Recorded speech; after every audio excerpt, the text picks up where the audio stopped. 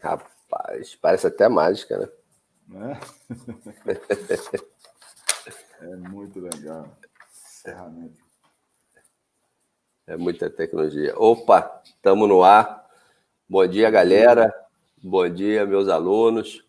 Hoje com a fera novamente aqui nos prestigiando, Marco Girão, o pica aí da área de concurso público, e nos presenteou, inclusive, com as questões, né? Vamos corrigir aí 10 questões da prova da PRF 2019, né? Trazida pelo professor.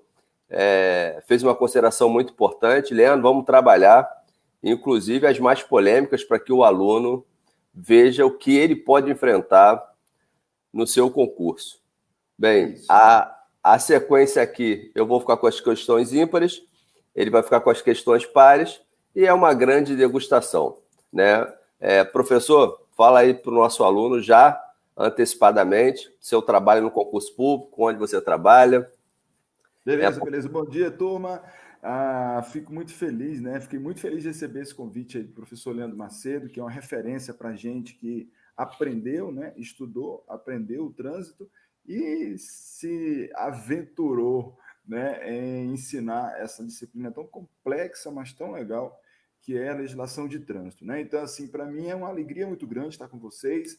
Para quem não me conhece, sou Marco Girão, eu sou analista do Banco Central do Brasil, eu sou assessor da chefia do Departamento de Segurança do Banco Central e, né, professor de Estratégia Concursos aí na disciplina de Legislação de Trânsito. Então, e Legislação Penal Especial também. Então, para mim, sempre é bom, né, ter oportunidades de passar conhecimento para vocês. O professor Leandro Macedo me convidou e me deixou muito à vontade para a gente trabalhar algumas questões de provas da PRF, né? Ele está numa sequência histórica de provas aí da PRF, que eu acho que é fantástico, porque são as melhores questões de trânsito que já apareceram, né?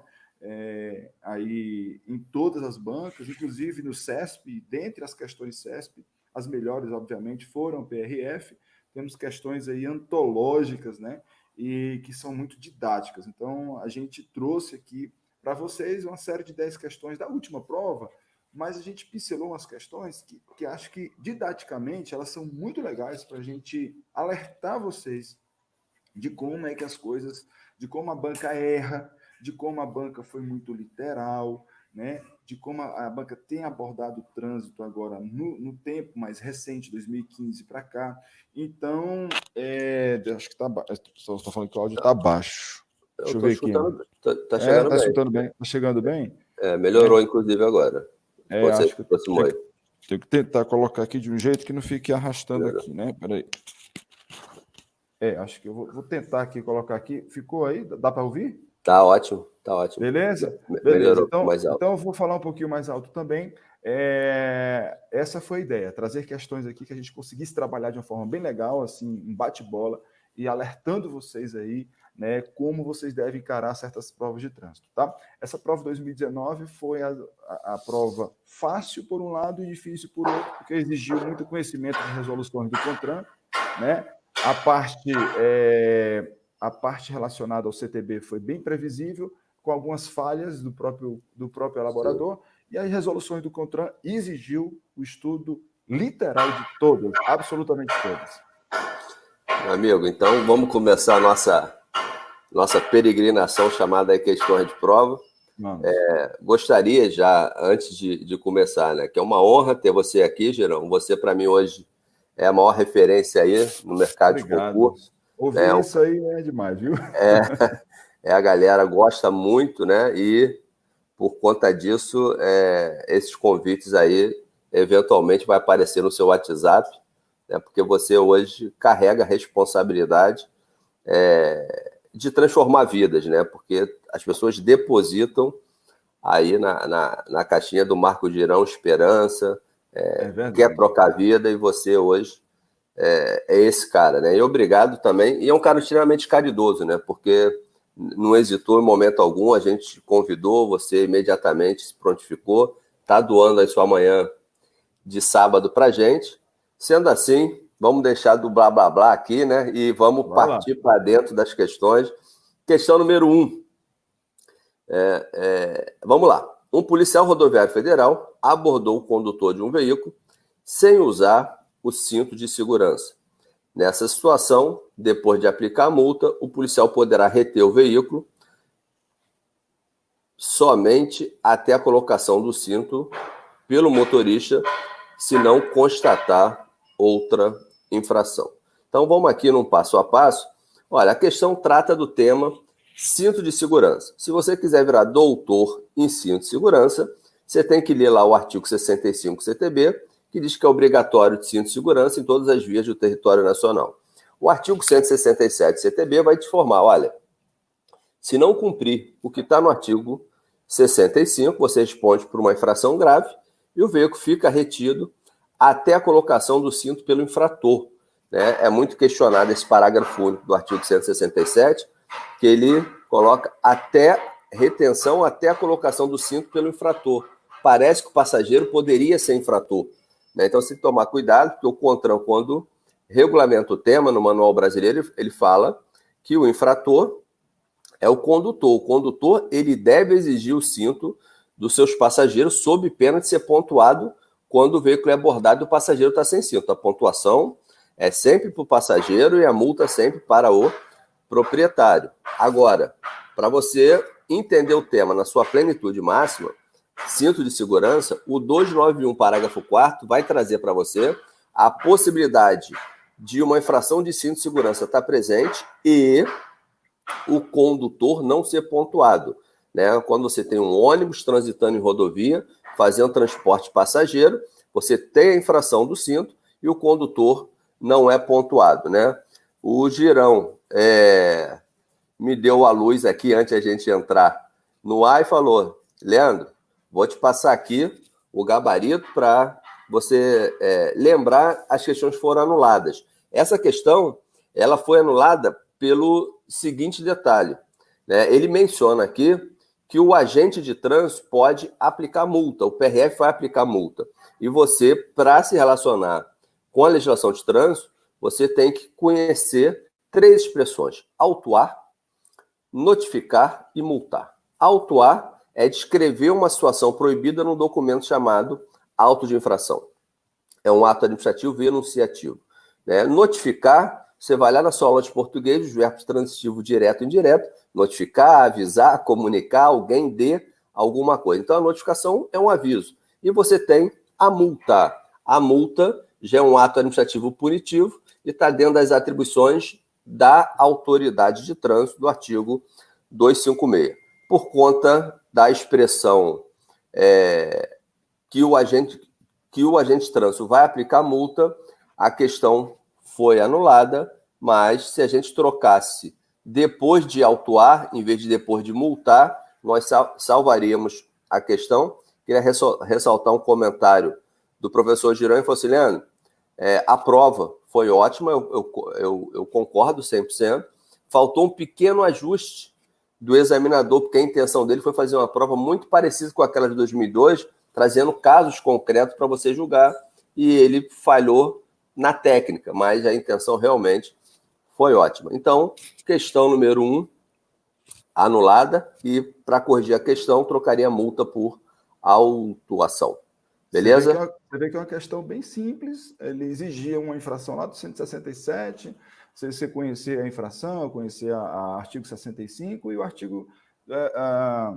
E o cara esqueceu do artigo 280 e 281, né?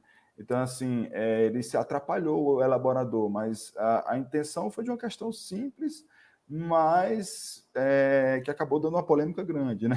Porque ele deu como certo no gabarito preliminar, depois a gente correu atrás, a gente ajudou os alunos também, e aí ele entendeu que em vários momentos, em outros momentos, não só nesse, ele usou o termo errado. Mestre, só para eu completar aqui, existe, né, aqueles que apostam que nos próximos concursos, né, deve entrar o Manual Brasileiro de Fiscalização de Trânsito, que ele detalha muito as infrações de trânsito. Então, só para você entender o que seria incluir o Manual Brasileiro numa questão dessa. Né? Ele entra nos pormenores. Por exemplo, você tem um cinto de segurança, aquele 3 pontos, se ele estiver sob o braço, você considera sem cinto. Se ele estiver nas suas costas, a parte de cima, você considera sem cinto. Se a parte de baixo estiver atrás de você, você considera o cara sem cinto.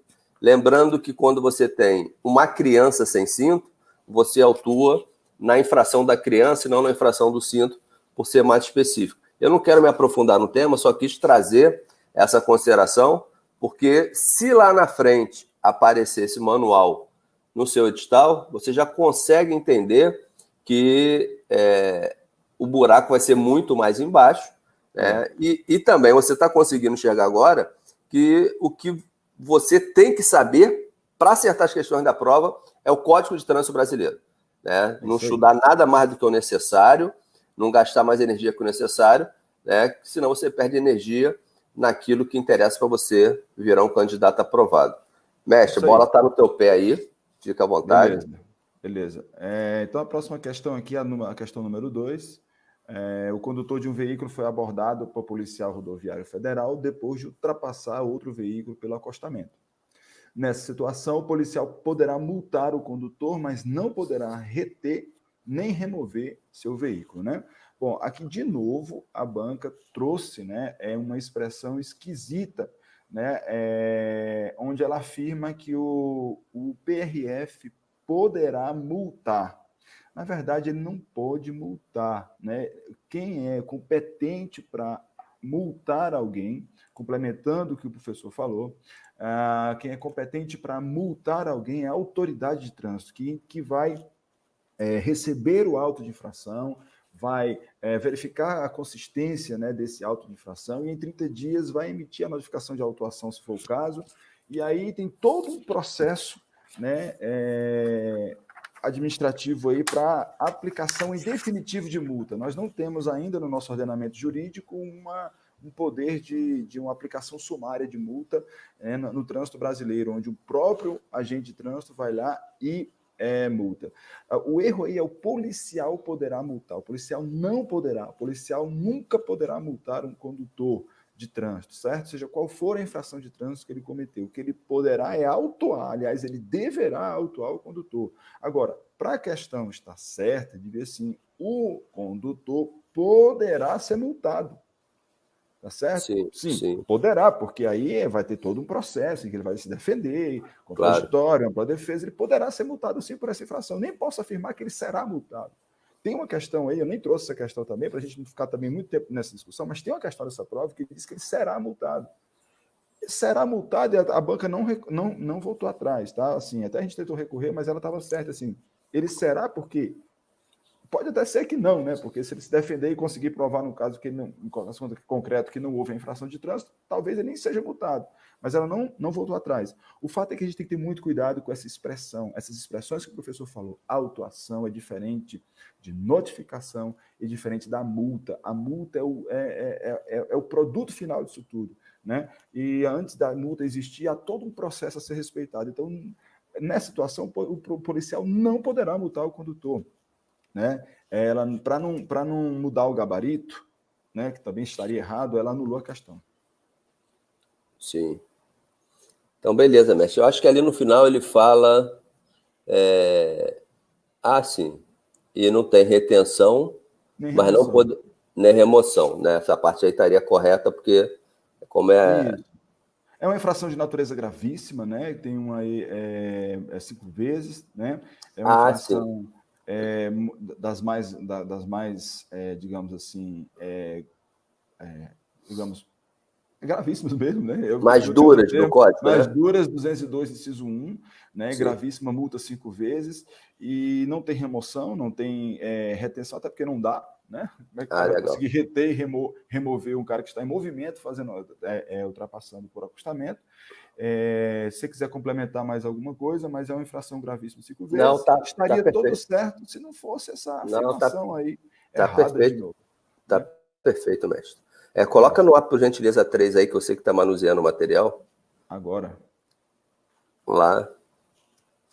Então, vamos lá. Lucas, motorista de ônibus, quando dirigia seu coletivo, quem gosta de negócio de crime é Ronaldo Bandeira, Alexandre Herculano, eles adoram crime, né? São muito bons nisso, né?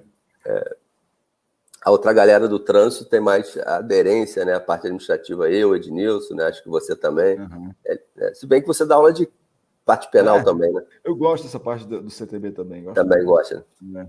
Então vamos lá, né? Mas caiu no meu colo, né? Não dá para fugir. Vamos lá. Lucas, motorista de ônibus, quando dirigia seu coletivo, atropelou e matou culposamente um pedestre. Bem, o que ele quer narrar aqui para você é o homicídio culposo por motorista profissional de coletivo de passageiro. Então você tem aí um homicídio, né, com uma majorante, que é o fato de ele ser motorista profissional. O motorista profissional é o cara que tem curso especializado, faz um curso de 50 horas, que o obriga a ter cuidados adicionais na direção de veículo automotor. Né? A pena, que é de 2 a 4 anos, pode ser aumentada de 1/3 à metade pelo fato de um motorista profissional não observar os seus cuidados. Né? Isso é o artigo 302, parágrafo 1º, inciso 4 do CTB. Sávio, ao conduzir seu veículo em um passeio com a família, atropelou culposamente na faixa de pedestre uma pessoa que faleceu no mesmo instante. Então aqui o Sávio também está no homicídio culposo com a majorante, porque quando você atropela na faixa de pedestre ou na calçada, é o parágrafo 1º, inciso 2 do artigo 302, também vai ter sua pena aumentada. Severino, ao dirigir seu veículo, atropelou culposamente. É legal você observar que ele traz em todos os atropelamentos a palavra culposo, porque homicídio e lesão no Código de Trânsito Brasileiro somente o culposo que pune, né? Se tiver na direção e for veículo automotor. Então, o Severino pratica a mesma conduta, como ele diz aqui, na calçada. Então, também vai ter sua pena aumentada. Nessas situações, Lucas, Sávio e Severino responderão por crime de trânsito, cujas penas poderão, pelas circunstâncias fáticas, as circunstâncias fáticas são essas circunstâncias adjetivas aí, que é coletivo de passageiro, faixa de pedestre, calçada, ser aumentada até a metade, que é 1/3 até a metade, ele colocou o limite aí, e suas habilitações para dirigir deverão ser suspensas, né? É bem legal você ver que lá você tem a pena de detenção de 2 a 4 anos e suspensão, né? Ou seja, a autoridade judiciária, ela, em função da legalidade, ela tem que aplicar uma pena e outra pena, né? Existe dispositivos no Código de Trânsito Brasileiro que diz uma pena ou outra, e aí ele fala e outra. Só a fim de aprofundar um pouco, é legal você lembrar que a questão aqui ela trata da fixação da pena. Quando o juiz vai fixar a pena, primeira coisa ele vai olhar, né, vai fixar uma pena base, olhando para as circunstâncias judiciais, e o Código de Trânsito Brasileiro já se preocupou com isso no seu artigo 291, parágrafo 4º. Olha, na hora do juiz olhar para as circunstâncias judiciais, que circunstâncias são essas? Está lá no artigo 59 do Código Penal, ele vai botar a pena mais para a direita ou mais para a esquerda, ou seja, mais próximo do 4 ou mais próximo do 2, olhando para as circunstâncias judiciais. Mas em se tratando de crime de trânsito, as circunstâncias judiciais que vão preponderar é a culpabilidade, as consequências e as circunstâncias em que o crime ocorreram. A culpabilidade aí não tem a ver com aquele conceito de culpabilidade do crime, né? Culpabilidade nesse contexto é reprovação social, o repúdio que aquele atropelamento causou. Então, uma vez fixada a pena, ele vai para as agravantes e atenuantes, né? O Código de Trânsito Brasileiro, 1298, tem as suas circunstâncias que agravam e, por fim, ele vai para o aumentativo e diminutivo. Eu costumo dizer, professor, para o aluno, para ele não cair em pegadinha, que o Código de Trânsito veio para fuder, né? Ele tem aumentativo, tem agravante, ele não tem atenuante previsto e não tem diminutivo, né? Porque eu já vi prova, ele dizia, nossa, essa circunstância diminui a pena, né? Sei lá, o fato de ele atribuir uma idade, essa circunstância atenua a pena, sem ler, de acordo com o CTB, essa questão vai estar errada, porque o Código de Trânsito Brasileiro, ele traz apenas complicadores para quem atropela. Sendo assim, questão 3, correta. Quiser fazer alguma consideração, mestre, fica à vontade. Bem rápida, assim. Eu gosto muito de olhar para como a banca abordou, né? Olha só como a simplicidade da questão, que não é porque ele é simples que ela não seja uma questão fácil, mas ela é simples porque a banca ela vai na letra da lei para não correr riscos, né? E muito aluno acha que cada questão dessa é uma tese de mestrado que ele tem, que a banca tem uma pegadinha, que não, professor, mas esse coletivo, me diz o que é o coletivo. Gente, a banca não se preocupou com isso. O cara é motorista profissional mesmo. Gente, olha só, a banca, ela foi na letra da lei, sim, trazendo você situações fáticas bem simples. Não adianta você viajar, não, né? Mas eu acho que no caso concreto, não, gente. Vá pela letra do código, que é o que as bancas estão vindo. Por quê? Porque indo pela letra da lei já tem recurso, imagine quando ela sai muito, entendeu? Então ela não sai, o CESP tem abordado de uma forma bem tranquila, mas exige que você conheça tudo isso que o professor acabou de falar. Lembrando que as situações agravantes se aplicam a todos os delitos lá do Código Penal, quando não são situações aumentativas ou, né, parte principal do crime, tá certo? Então as agravantes não vão se aplicar aos homicídios culposos, né, os delitos culposos, desculpa, 302, 303, né, quando for situações aumentativas de pena ou parte lá da parte principal do crime, elementar do crime, tá? Sim. E acho que era essa para a gente tinha que, assim, achei legal complementar, né? Perfeito. Mas a questão bem tranquila aí, realmente na fixação da pena, o juiz vai considerar aquilo que você falou e vai considerar essas circunstâncias aumentativas aí, caso elas existam, no caso concreto. Beleza, mestre. Agora contigo aí. Vou passar aqui a questão. Quarta questão. Felipe, ao violar a suspensão para dirigir, foi flagrado e autuado pela autoridade competente em uma operação de fiscalização, conduzindo seu veículo automotor em via pública. Nessa situação, Felipe responderá por crime de trânsito e poderá receber como pena nova imposição adicional de suspensão pelo dobro do primeiro prazo, sendo vedada a substituição de pena privativa de liberdade por restritivo de direito em razão da natureza da infração. É interessante, né? A banca aqui, ela tem vários erros nessa questão, tá? Vários erros, não pela questão em si, mas pelo que ela afirma, né? Nós estamos falando aqui de alguém que foi flagrado e autuado, conduzindo o veículo automotor em via pública. Veja que a banca vai trazendo as expressões certinhas para não errar na sua construção, né? E ele já estava, né, suspenso para dirigir. Ele estava suspenso para dirigir penalmente, tá? Professor, mas não está afirmando aí na questão. Tá, tudo bem, não está afirmando para a questão, mas você tem que continuar. Nessa situação, Felipe responderá por crime de trânsito e poderá receber como nova imposição adicional de suspensão pelo dobro do primeiro prazo. Olha, quem viola, quem foi condenado com pena de suspensão para dirigir seu veículo automotor ou proibição de se obter e assim insiste, ele comete outro crime, né, o crime do artigo 307, tá? E esse crime, né, violar a suspensão ou proibição de se obter a permissão ou habilitação para dirigir veículo automotor, imposta com fundamento do CTB, traz detenção de 6 meses a 1 ano e nova imposição adicional de idêntico prazo, não o dobro do prazo, certo? O dobro do primeiro prazo. E ele faz outra afirmação errada, que é vedada a substituição de pena privativa de liberdade por restritivo de direito em razão da natureza da infração. Gente, foi colocado, acho que em 2016, né, o artigo 312-A, que inseriu, né, digamos assim, a possibilidade de o juiz aplicar a pena privativa de liberdade, substituir a pena privativa de liberdade por restritivo de direito em todos os delitos tipificados aí no Código de Trânsito, tá certo? Só que são penas restritivas de direitos bem específicas, bem voltadas aí para a relação com o trânsito. Então, assim, é possível sim, tem 2 erros nessa afirmação. Não é nova imposição adicional de suspensão pelo dobro do primeiro prazo, idêntico prazo, e é possível sim a substituição da pena privativa de liberdade por restritivo de direito, desde que aquelas que estão previstas lá nos incisos do artigo 312-A. Beleza. Eu queria acrescentar só um comentário de um professor, Tiago Santos, um professor de Direito Penal, vi ele comentando esse 312A, ele falou um negócio muito interessante.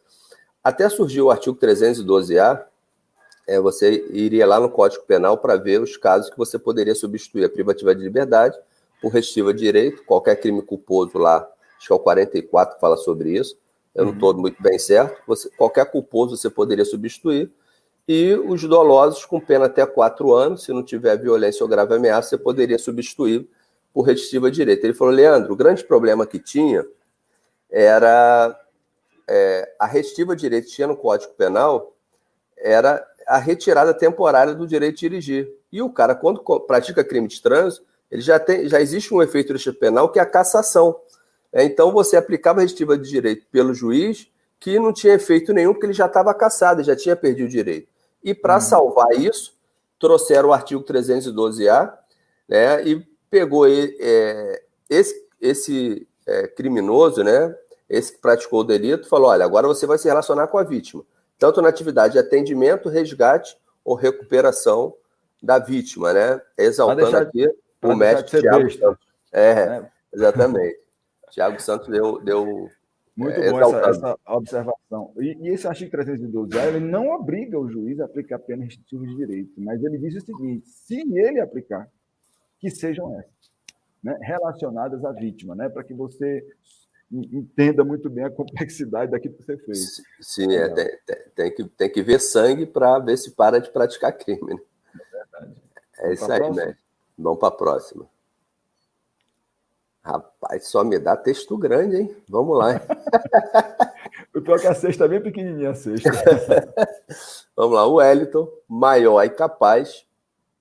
Bem, ele já está dizendo aqui que ele é penalmente imputável, né? Sem habilitação ou permissão para dirigir veículo automotor. Tomou emprestado de Sandro, também maior capaz, seu veículo para visitar a namorada. Então, aqui, na verdade, o Sandro entregou, né? Ou permitiu que o Wellington dirigisse seu veículo sem possuir habilitação. E seu veículo para visitar a namorada em um bairro próximo àquele onde ambos residiam. Sandro, mesmo ciente da falta de habilitação do Wellington, aqui ele já deixou claro que houve o dolo, né? Porque você tem 2 crimes culposos no CTB, todos os demais, você tem que saber da condição que você está se envolvendo, porque o dolo ele tem que estar presente. Então, o Sandro é um requisito subjetivo para a infração penal, né? Então, o Sandro, mesmo ciente da falta de habilitação de Wellington, emprestou o veículo. Considerando a situação hipotética apresentada, julgue o item que se segue. Eu vou tratar da conduta do Wellington e o Girão vai tratar da conduta do Sandro, né? Ele falou, o Wellington responderá por crime, independentemente de gerar perigo de dano ao conduzir, independentemente de gerar perigo de dano ao conduzir veículo. Ou seja, o Wellington, calma aí. O Wellington, maior capaz, sem habilitação, tomou emprestado de trânsito. Então, o Wellington é o condutor inabilitado, né? Isso. Não é isso? Isso. Então, na verdade, então a questão está errada. Eu, quando li a primeira vez, eu interpretei que o Wellington era o cara que tinha emprestado. A redação da banca, veja, a redação da banca foi propositadamente para... Ele usou o tomou emprestado para poder dar uma pequena confusãozinha, né? Desconcentrar um pouco.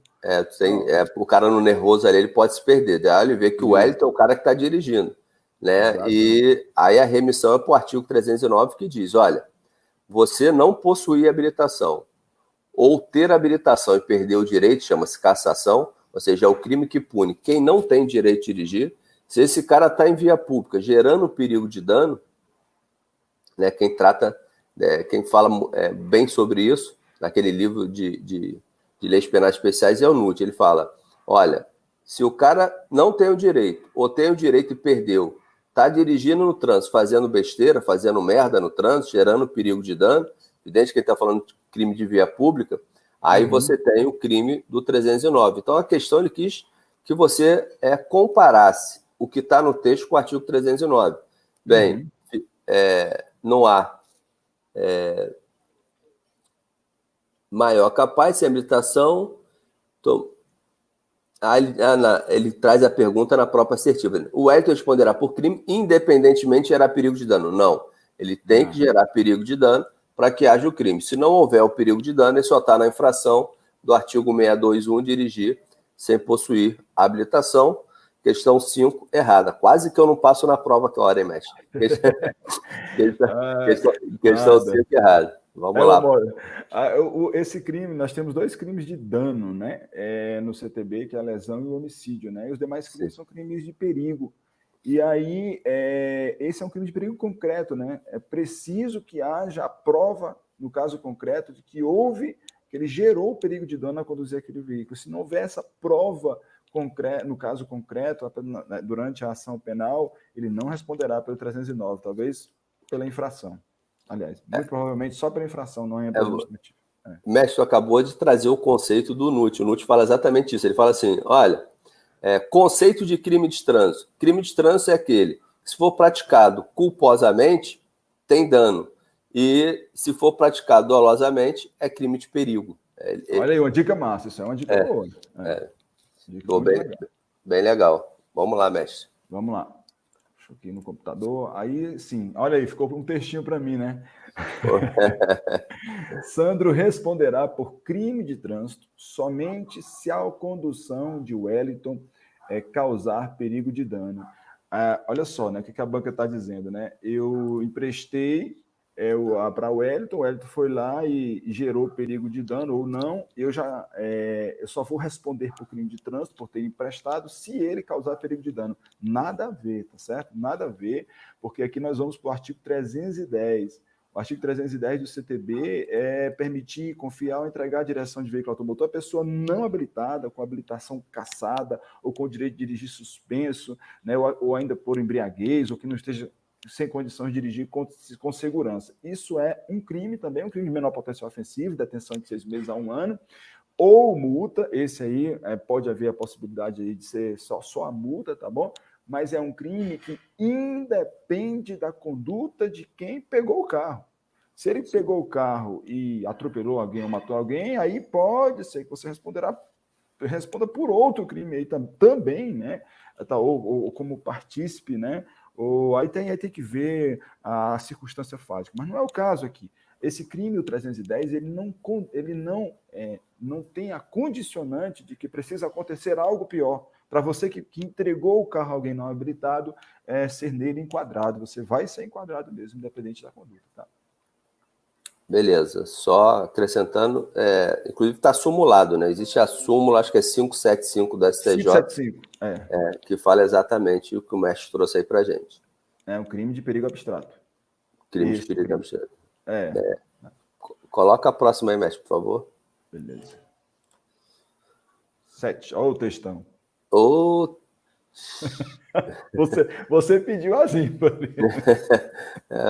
E foi na sorte, mas vou ficar com a ímpar, ficar com a par, né? Pô, rapaz, até que o examinador era teu amigo, né? Então vamos lá. 7. No interior de um automóvel com capacidade para 5 pessoas, o condutor transportava 4 crianças. Uma de 8 anos de idade no banco dianteiro e as outras... Posso fazer só uma observação? Claro. Eu não quero aqui desmerecer o CESP, não, de jeito nenhum. É uma banca excepcional, mas você percebe, você desconfia de quem criou essa prova. Não necessariamente é um especialista na área de trânsito, tá? Sim. É alguém que conhece muito bem, sabe formular questões com base na lei. Então, aí você vai ver depois por que eu estou falando isso. Pode continuar. No interior, obrigado, mestre. No interior de um automóvel, capacidade para 5 pessoas, o condutor transportava 4 crianças. Então, você imagina seu automóvel, você e mais 4 crianças. Uma de 8 anos de idade no banco dianteiro. Então, uma das crianças está no banco dianteiro e as outras 3, todas com 9 anos de idade, no banco traseiro. Então, imagina essa configuração. Você dirigindo o seu veículo, do seu lado uma criança de 8 anos e atrás 3 crianças de 9 anos. Cada criança utilizava o cinto de segurança individual. Utilizar o cinto de segurança, perfeito, né? Porque quem tem menos de 10 anos, de 0 a 1 vai no bebê conforto, de 1 a 4 na cadeirinha, de 4 para cima, 4 a 7,5 acende de elevação, acima de 7,5, são todas elas, vai no cinto de segurança. Até aí nada demais, apesar de ser a mais nova que as demais, a criança transportada no banco dianteiro era de maior estatura. Nessa situação, a disposição das crianças está em conformidade com a legislação de trânsito brasileira. Olha, o que aqui tem uma historinha, né? Eu conversei com o Girão aí em off, que é a historinha da possibilidade de uma criança menor de 10 anos ir na dianteira. Se você pegasse a primeira redação da Resolução 277, lá no artigo 2º, exatamente está nessa questão.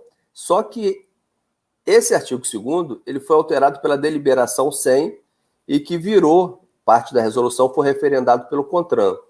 Perceba que o CONTRAN, quando regulamenta o tema, ele diz que uma das crianças pode ir na frente e não necessariamente é de maior estatura.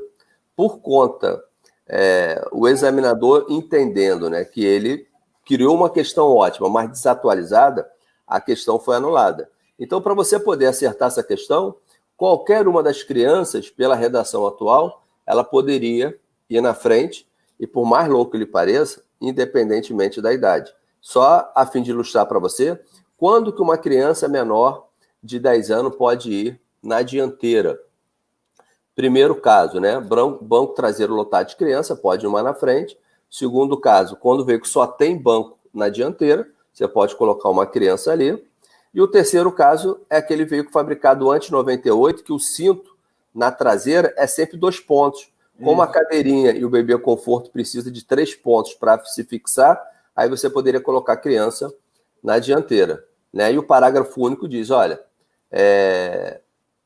ainda tem um caso de você não precisar do sistema de retenção equivalente. Se você tiver cinto de 2 pontos na traseira, né, e essa criança tiver entre 4 e 7 anos e meio, ela vai no cinto de 2 pontos na traseira sem o assento de elevação. Essa é a redação nova que você tem lá do artigo 2º da Resolução 277, que você tem que internalizar para enfrentar. E uma outra coisa, já antevendo aí que você possa ter manual brasileiro na próxima prova, qualquer conflito de infração com a infração da criança, a da criança sempre vence. Do tipo, criança sem cinto, você aplica o artigo 68, que é criança em desacordo.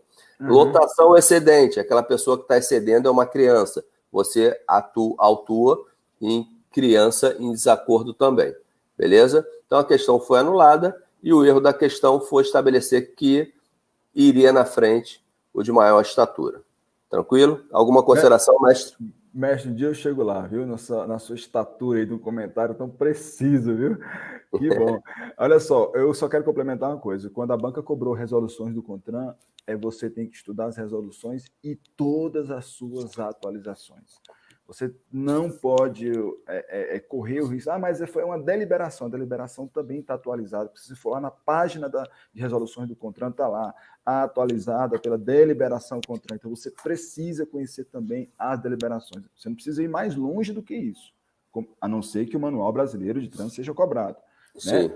E, de novo, reforçando o que o mestre falou, Manual Brasileiro de Fiscalização de Trânsito, volume 1, 2, só deve ser cobrado, o 2 não, mas o 1, mas principalmente, você só deve estudar, aliás, se ele for expressamente cobrado do seu edital, porque senão você vai gastar energia enorme, vai deixar de estudar o CTB e vai gastar energia enorme com o Manual Brasileiro, que a banca não vai cobrar.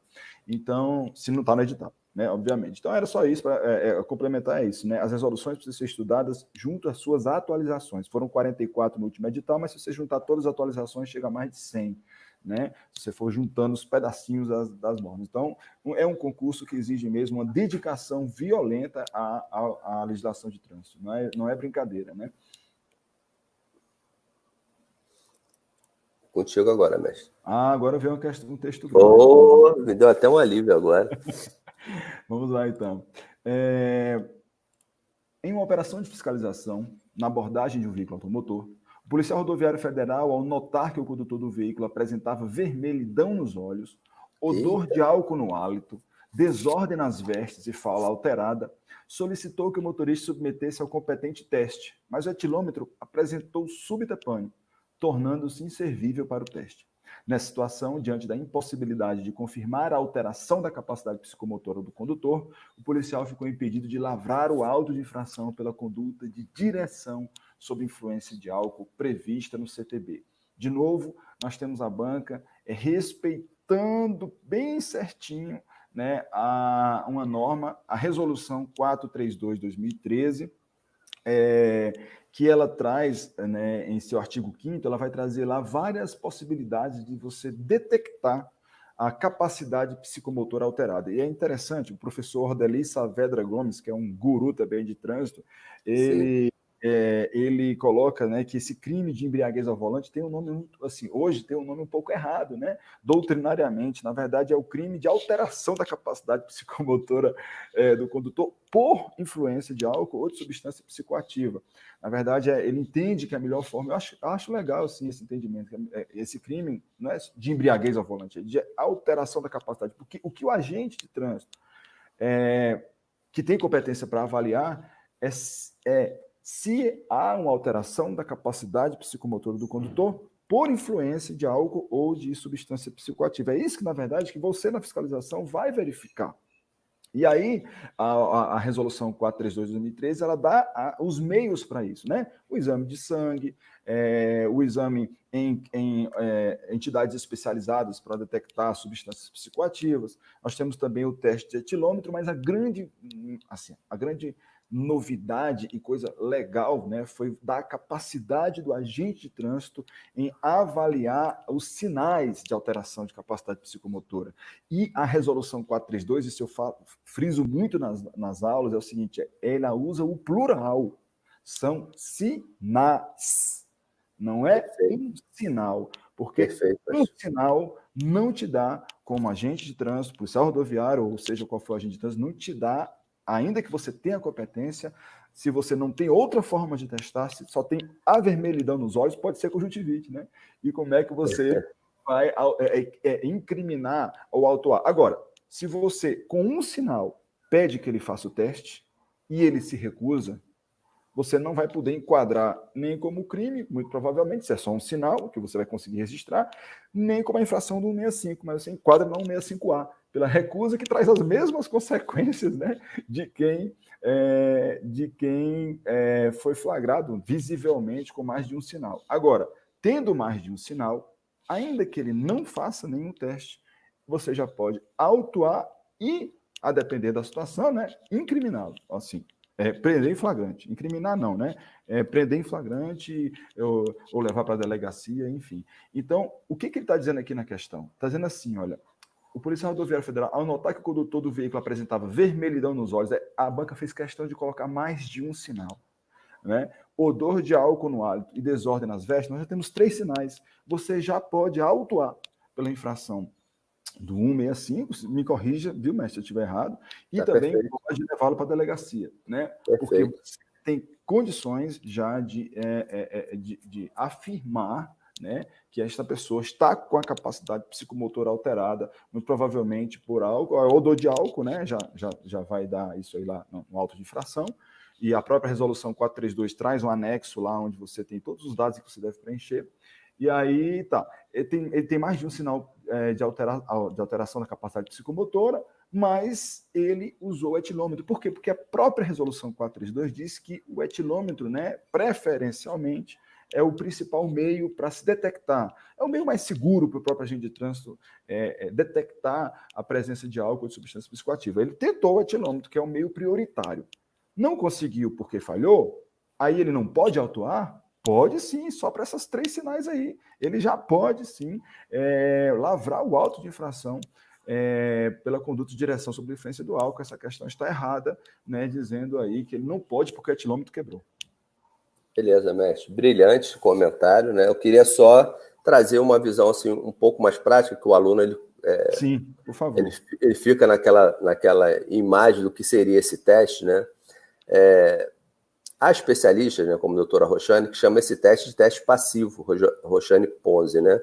Isso é um teste passivo porque quando a gente fala em testar o cara, né, com checklist, né, tu tá vendo o filme nos Estados Unidos, o cara acha que vai ser igual no Brasil, né? Nos Estados Unidos, ele faz o teste, passa a caneta na frente dos olhos, né? Porque seu sistema nervoso central está alterado pelo álcool, a vista acaba não acompanhando. Ele faz aquele teste de você dar 9 passos emendando um no outro, né, o teste da caminhada, aí você volta, né, faz o meia volta a volver, mais 9, e faz o teste do equilíbrio, que é o famoso 4, né, você levanta o calcanhar, né, a 15 centímetros do solo, né, e vê se, por 30 segundos, ele consegue se equilibrar, porque o sistema nervoso está inundado da cachaça, né, e ele acaba não conseguindo. Mas esse teste, da forma que a gente está acostumado a ver, é o americano. O nosso teste é basicamente uma entrevista, e naquela entrevista você consegue tudo. Porque no nosso teste, né, a recusa que o professor Marcos João está dizendo é uma recusa de participar dessa entrevista, né? Porque o que o agente de trânsito brasileiro está vendo é a aparência do condutor, a atitude, né, se ele está alterado, orientação, se ele sabe onde está, se ele tem ideia de data, a memória dele, se ele se lembra ou se esqueceu de alguma coisa, e essa parte do equilíbrio e a forma que ele se expressa. Então perceba que é um bate-papo em que você vai colher, né? Quando a gente fala em recusa, é o cara, eu brinco, mestre, nas aulas, que é o cara que abraça as próprias pernas e diz, ó, agora eu sou um tatu-bola, não quero interagir. Roda para lá, rola para cá. Essa é a verdadeira recusa no Brasil, né? Porque você não faz, porque o agente de trânsito, ele ainda, né, infelizmente, não deram a ele esse poder de perito, né? Então, ele tem um checklist preparado pela Abramet, mas que precisa ser atualizado esse termo de constatação, porque ele está lá há muitos anos, desde as primeiras regulamentações, né? E a gente está vendo agente de trânsito cada vez mais capacitado, né? Passa aí antes de virar agente de trânsito, passa pelo seu treinamento, passa pelo treinamento do Alexandre, né? E dos outros grandes mestres aí. Então, o cara já entra ali com muita capacidade técnica. Então, a legislação tem que... É só um desabafo, né? Tem que oportunizar esses agentes de trânsito de fazer esse teste para a gente virar o agente de trânsito, né, de Hollywood, né? Aquele agente de trânsito que realmente avalia aí a capacidade. Mestre, fica à vontade aí se quiser fazer mais algum comentário. O 65A ele veio para dar uma resguardada, né? Um pouco ao agente de trânsito e aquele condutor sabido, né? Que eu não vou produzir prova contra mim mesmo, aquela história toda. Sim. E isso aí, essas últimas atualizações apertou muito, né? No 306 apertou muito essa argumentação da produção de prova contra mim mesmo. Não, você não pode dizer, eu não vou fazer o teste, então tá bom, não faz, né? E se eu não tenho a certeza que você tem mais do que um sinal, tá bom, vai responder pelo 165A, que já é um problema né, brabo para quem vai responder por essa infração. É isso que eu queria complementar, acho que é muito legal. Vou passar aqui para a nona. Beleza, mestre. A nossa penúltima aí, vamos lá. Vamos lá. Grande também, mestre. No que se refere aos procedimentos para aplicação de penalidade previstos no CTB, resoluções do CONTRAN julgue os itens subsecutivos. 9. Situação hipotética. Ao abordar um veículo em rodovia federal, o PRF constatou que o condutor, que era proprietário do veículo, né, então aqui já uma informação importante, né, o cara que está dirigindo o veículo é o proprietário, dirigia sem usar cinto de segurança. O policial lavrou o auto de infração, que continha a assinatura do condutor, que continha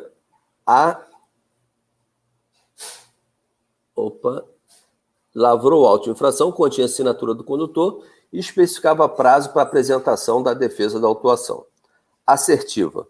Nessa situação, fica a PRF dispensada de expedir a notificação de autuação proprietária. Isso aqui o aluno tem que tomar muito cuidado. Você, quando vai lá no artigo 286 do CTB, né, inciso 6 do CTB, diz o seguinte, olha, a notificação de autuação, que é aquela informação que anotar a sua placa no documento público chamado auto de infração, é aquele aviso, ela fica dispensada quando você assina o auto de infração ali na hora. Isso que está no CTB.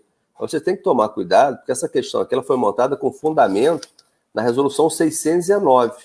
A resolução 619, lá no artigo 3º, parágrafo 5º e 6º, ela vai falar para você assim, olha, além da assinatura, é necessário que no auto de infração esteja estipulado o prazo para a defesa. Ou seja, só fazendo uma linha do tempo aqui, tem um auto de infração, você pode contestar esse auto de infração numa defesa chamada defesa prévia, né? Se for indeferida, você recebe a multa, você contesta a multa no primeiro recurso, se for indeferido, você contesta esse indeferimento num segundo recurso. O que nós estamos tratando aqui é da defesa prévia e do auto de infração. Perceba que você, para se defender, tanto na defesa prévia quanto no recurso, você tem que ser avisado. Esse aviso é a notificação.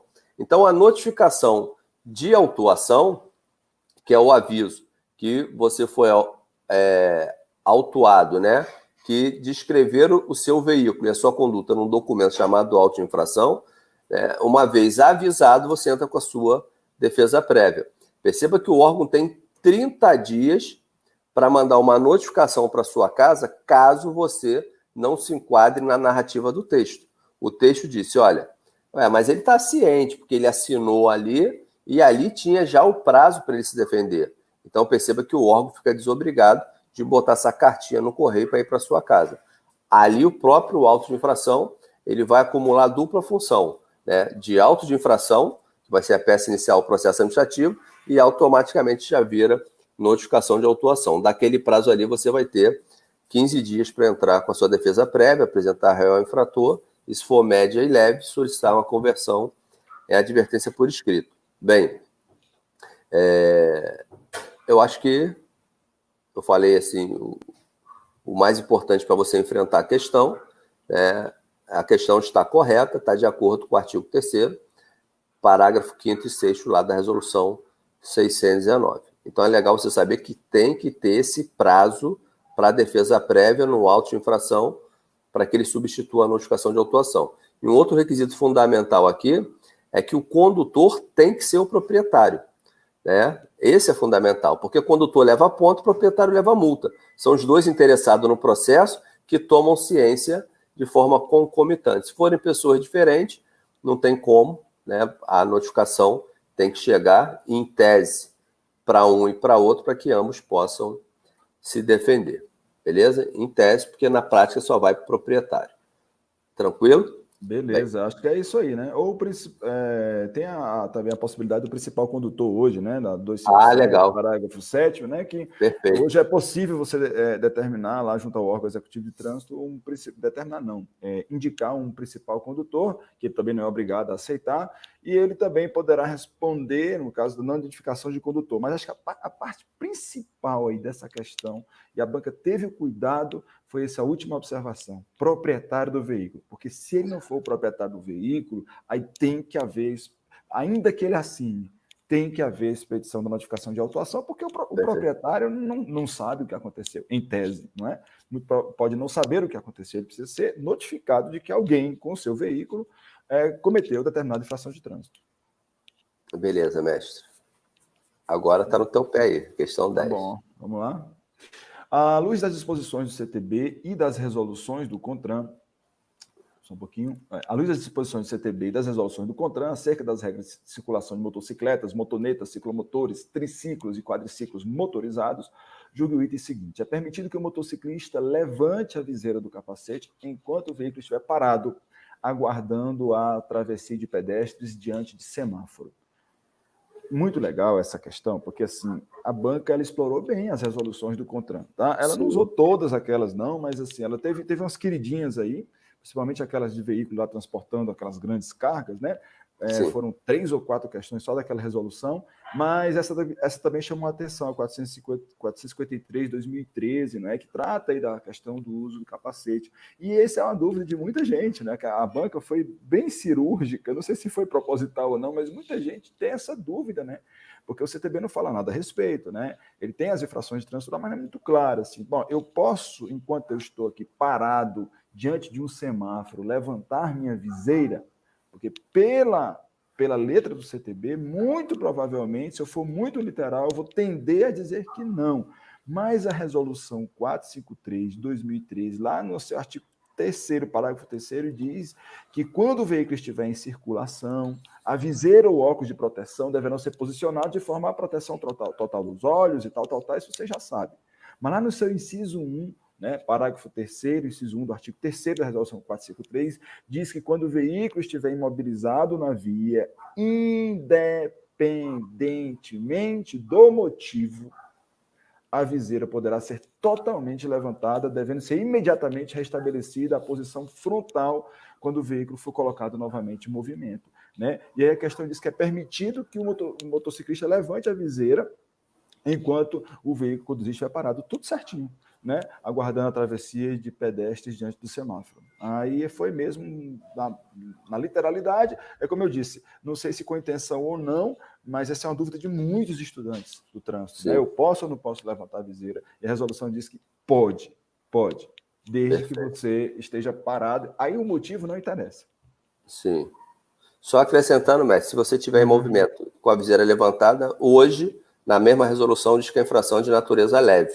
Né? Historicamente, a gente aplicava aí a gravíssima, por conta do 2441 e 2, que não era muito claro, e a resolução 453 falou não. Gravíssima é sem o capacete, que aí você cai, bate com a cabeça e morre. Com a viseira levantada, a resolução 453 diz que a infração é de natureza leve. Essa resolução é muito assim, ela é muito importante para quem vai estudar para a PRF, muito importante, porque ela tira essas dúvidas das infrações e ela é a realidade, né, do que um PRF vai ver quase que toda hora, né? Sim, verdade. Mestre, gostaria de agradecer pelo seu carinho, né, pelo seu tempo, por dividir esse conhecimento tão fantástico que você tem da legislação de trânsito. É uma honra ter você aqui com a gente no canal. Né? Quem ganha é o aluno, né? A gente podendo estar trabalhando junto, né? Com essa admiração aí recíproca que a gente tem um pelo outro. Claro. Né? E desde já, muitíssimo obrigado. Né? Agradecer a galera aí que está nos seguindo. A gente está no Facebook e está no YouTube com essa transmissão. Né? E muito obrigado, mestre. De verdade. Agradeço muito a oportunidade. Eu acho que vocês estão no caminho certo. Todo mundo que está aí com o mestre Leandro Macedo está com a maior referência na área de concurso público do nosso país. É um cara que já extrapolou a capacidade do universo do concurso, né? Ele já discute o trânsito no nosso país. Eu acho que isso é fantástico. Ele pensa o trânsito do nosso país e, de quebra agora, dá grande contribuição no concurso público, né? Então, a gente assim, nós somos seguidores, viu? Falo para você que, para mim, é uma honra. A primeira vez que a gente faz uma aula de 1 hora juntos, eu acho que isso Eu quero esse link para eu colocar no meu YouTube dessa aula. Quero colocá-la lá também, porque eu acho que vai gerar um monte de gente nova chegando, né? Porque, assim, as pessoas, às vezes, inflam seus egos, né? E não se juntam para transmitir conhecimento. Eu acho que isso, assim, para a gente que quer, nesse momento tão difícil que as pessoas estão vivendo, que as pessoas realizem o sonho do serviço público, a gente não pode estar aí trabalhando como se um não existisse, o outro não existisse. Eu acho que essa sua iniciativa, ter me convidado, assim, para mim é uma honra. Estarei sempre à disposição, cabendo ali na nossa agenda maluca, com certeza. Não cabendo, a gente faz um ajuste, né? A gente vai ficar junto aí, tá certo? E vamos ter outras aí, se Deus quiser. Beleza, mestre. Fico à sua disposição também. Obrigado, é uma honra, né? Estar próximo de você e a gente desenvolver esse vínculo aí de amizade. Um abraço, fico com Deus aí. Até mais. Deus abençoe vocês aí, pessoal. Valeu. Júlio vai encerrar aí.